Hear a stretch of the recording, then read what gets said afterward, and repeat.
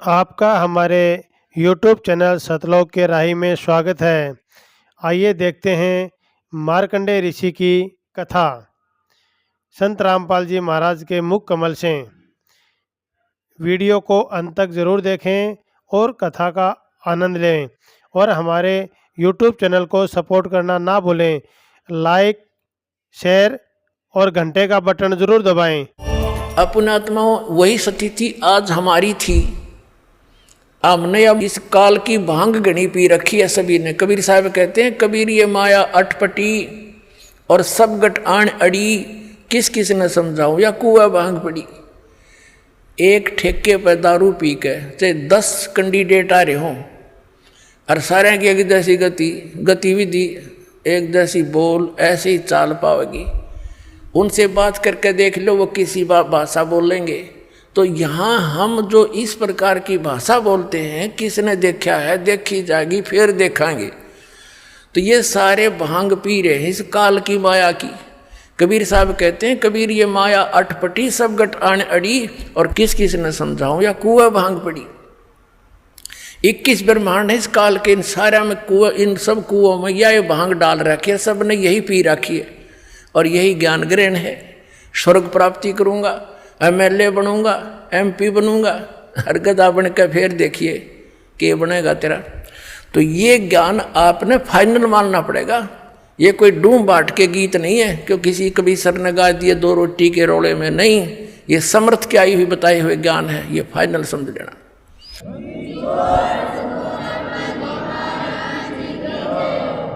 अपनात्माओं, अब मार्कंडेय ऋषि की स्थिति देखते हैं। अब ये तत्व ज्ञान है और ये दास परमात्मा ने इस मार्ग का मास्टर बना दिया। अब दास चाहता है कि आपको भी ये ज्ञान दूं, आप भी खुद दृढ़ हो और अन्य को भी समझाने की चेष्टा करो, या नाम दिलाओ ला करके। अब जैसे ये कहते हैं ना, समाधि लगाओ, और हम ये भी सुना करते थे, हजारों वर्ष तक महापुरुष समाधिस्थ रहते थे। ये मन इतना उस्ताद है, आप कहीं बस की इंतजार में बैठ जाओ ना बस स्टैंड पर, आपको ये मालूम भी हो कि आध घंटे में आओगी बस, फिर भी मन 2 मिनट के बाद उठ कर नहीं देखेगा, कोई भी खुड़का सुन जा। यानी वहां भी ना चैनते बैठने देता ये, और ये समाधि में बैठने दे, वैसे बैठने दे किसी को। जैसे आप सिनेमा देखने जाते थे, अब तो नहीं जाना है, तो उसमें 3 घंटे का पता नहीं लगता, क्योंकि उसमें नए नए सीन देखने को मिलते थे और 3 घंटे ऐसे कट जाते। वो मन की खुराक थी, वहाँ आराम से टिका रहता है, और 3 घंटे वो खत्म होगी रही जल्दी खत्म। टाइम देखा पूरा 3 घंटे लग गए, जैसे 10 मिनट। अब जो ये समाधि लगाने का ढोंग करते हैं, इनके विषय में सूक्ष्म वेद में बताया परमात्मा ने कि डंब करें डूंगर चढ़े, अंतर झीनी झूल, और जग जाने बंदगी करे, ये बोवे सूल बबूल। जैसे ये देखे होंगे संत साधु पहाड़ पर या टीले से पे ऊंचे स्थान पर बैठेंगे वृक्ष के नीचे, और समाधि नो बैठ जाएंगे आसन पदम लगा के। तो दूर से दिखेंगे वो कौन बैठा है, नगर वाले देखें भाई महात्मा बैठा तपस्या करे, फिर लाइन लग जाओ माथा टेकनिया की। तो परमात्मा कहते हैं डंब करें, डंब माने लोग दिखावा पाखंड करते हैं, आडंबर करते हैं। दंब करें डूंगर चढ़े, ऊंचे स्थान पर बैठेंगे, और अंतर झीनी झूल, अंदर न्योकी नो को बदे, और जग जाने भक्ति करे, यो बोए सूल बबूल। अब मार्कंडेय ऋषि जो समाधिस्थ हो चुका था, बहुत दिनों तक बैठा था, वो क्या देख रहा था, उसने आप स्पष्ट कर दिया कि जहां मेरी समाधि थी वहां मैं डांस देख रहा था, और वहां ब्रह्मलोक के अंदर मेरी समाधि पहुंच गई थी, और वहां नाचने वाली इतनी खूबसूरत औरतें हैं तेरे जैसी, तो वहां बांदी नौकरानी थी उनकी। तो ये मन न्यो टेका रहा था इन ऋषियों का। अब जैसे पुण्यात्माओं, हमारे शरीर में चैनल लगे हुए हैं, चैनल। ये चैनल जो हैं ये कैसे हैं, जैसे कमल है हमारी, चक्कर बोलते हैं जिनको, शरीर में चक्कर है, एक मूल मूल चक्र, फिर स्वाधिष्ठान चक्र, इनको कमल भी बोला संतों ने, और फिर नाभि चक्र, फिर हृदय चक्र और कंठ वाला कमल चक्र, और फिर त्रिकुटी चक्र, त्रिकुटी कमल। तो ये क्या है? ये समझ लो कि एक टेलीविज़न के अंदर चैनल लगे हुए हैं। तो जिस चैनल को आप ऑन कर दोगे, वर्किंग में कर लोगे, उस टीवी के अंदर जिस स्थान से वो प्रोग्राम रिले हो रहा है वो स्थान तो कहीं और है और दिखाई दे रहा टीवी में, एज इट इज दिखाई दे रहा है। तो ऐसे ये ऋषियों ने हठ योग किए। लंबी आयु थी पहले, सतयुग में 1,00,000 वर्ष की आयु होती है, और त्रेता में उससे कम हो जाती है,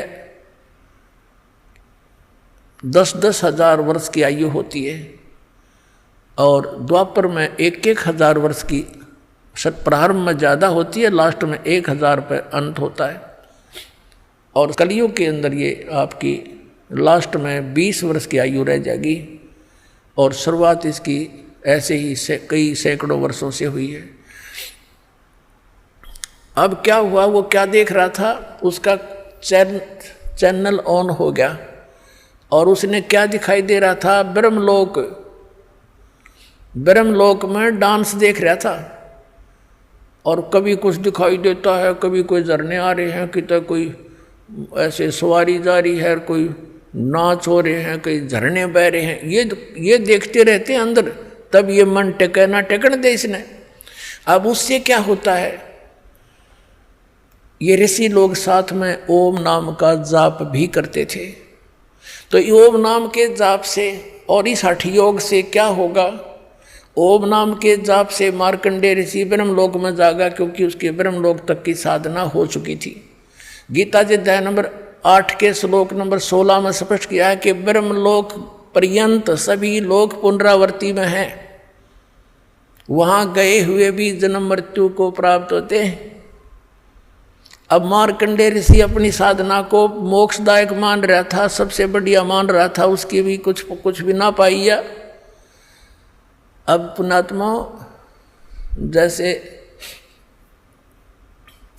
गीता जी अध्याय नंबर 4 के श्लोक नंबर 25 से लेकर 30 तक यही निर्णय दिया है कि जो भी साधक जो साधना कर रहा है वो अपनी साधना को पापनाशक माने बैठा है। चौथे अध्याय के 32वें श्लोक में कहा गीता जी में कि इस प्रकार के वास्तविक जानकारी, धार्मिक अनुष्ठानों की जानकारी, साधनाओं की जानकारी सच्चिदानंद घन ब्रह्म की वाणी में विस्तार के साथ कही गई है, वो तत्व ज्ञान है।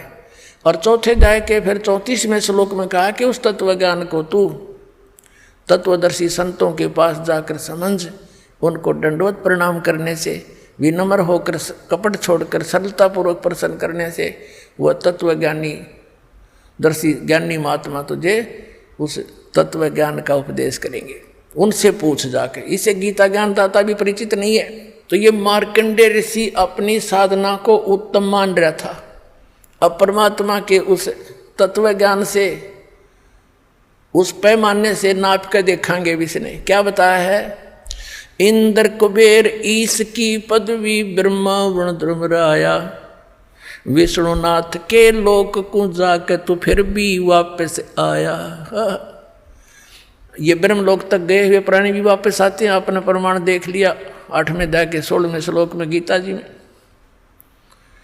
फिर क्या बताते हैं, असंग जन्म तन मर्त्या होगे, जीवित क्यों न मरे रे, द्वादश मध्य महल मठ बोरे, बहुर न दे धरे रे। असंग जन्म तन मर्त्या होगे, जीवित क्यों न मरे रे। अब जीवित मरना क्या है पुण्यात्माओं, एक तो इच्छाओं का दमन करना। ये इच्छाओं का दमन कैण तो नहीं हो सकता इस ज्ञान से और परमात्मा के इस भक्ति माध्यम के साधन से, और परमात्मा का सहयोग आपके साथ रहेगा, तब ये इच्छाएं खत्म होंगी। वैसे नहीं हो सकती, इस ज्ञान से होंगी।